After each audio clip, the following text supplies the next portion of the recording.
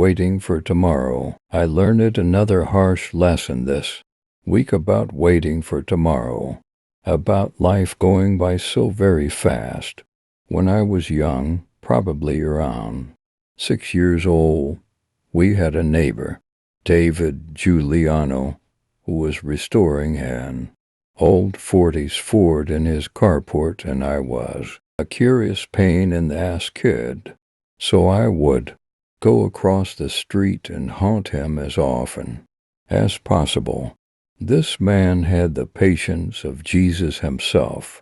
He would explain and show me why he was doing certain things in a certain order. He was the first person to introduce me to Kojo hand soap, which I thought was some nasty stuff. He and his wife occasionally had me over for supper. They introduced me to burgers with French dressing. Bottom line, he cared. He took the time to help me with my curiosity. And don't get me wrong, I would get under his skin at times, but he would always handle me with a cool temperament. Eventually, he moved away, and life went on.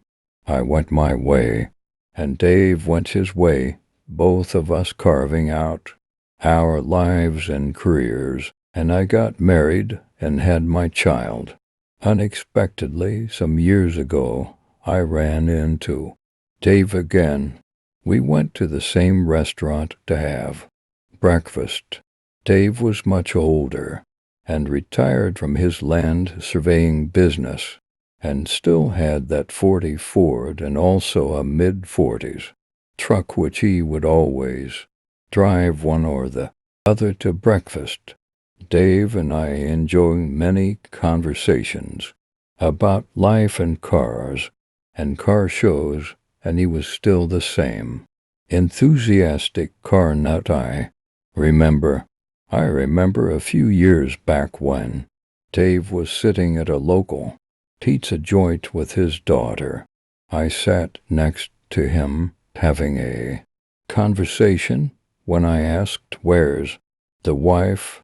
his face went blank, and his daughter leaned forward and told me her mom had passed. My heart ached for him at that moment, because I knew that pain all too well after losing my wife. We talked some more, and then I quietly picked up his tab and left. I then noticed every morning when Dave came to breakfast, he had his wife's dog with him. He always brought that dog out a treat, too. He always had that dog with him, even at car shows, so they had a close bond, which I understood. I looked forward to car show season because Dave would always see me at breakfast, pull out his personal planner in which he had every car show listed, and tell me which ones were good and which one he was going to. Most of the time, we would talk about cars and life. When I was at the shows and saw him, it always put an emotional tear in my eye. Watching him and that dog, it's something I can't explain. Of course, you had to see it, and I wanted to get a picture of him and his dog, but I always was in a hurry and kept saying I'll get it at the next show. The next car show never came because of COVID and all the fear out there, so the organizers canceled the rest of the shows, and Dave wasn't at breakfast much anymore because he didn't want to catch COVID.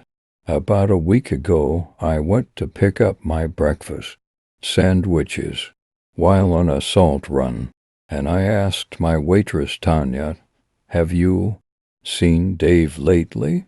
I got that familiar look that spoke news that wasn't good.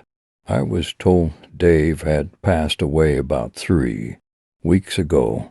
My stomach went into a knot, and I could feel my energy drained from my body as I struggled not to have tears on my cheeks in public. I just wanted to get in that truck so I could wrap my head around what I had just heard. This news about Dave has really hammered life and its meaning home for me. You see, people never know what they are to some, how they may have touched a life, and we always put off letting them know. I will never get that picture of him with his dog, nor will I get the moment to tell him what he meant to me and how he was such a mentor in shaping my future. Lesson learned. Don't wait. Don't think you always have tomorrow because you don't. Living with regrets is a terrible thing, so don't put off telling and showing people what they mean to you.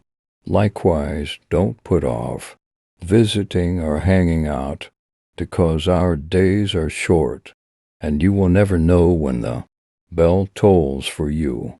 Thank you, David Giuliano, for being who you were, guiding me into cars, shows, and a very rewarding lifestyle. There will be a huge, empty place at every car show I go to, especially the ones you and I attended together. I will surely miss you tremendously, just sitting there with your dog in total peace. My friend,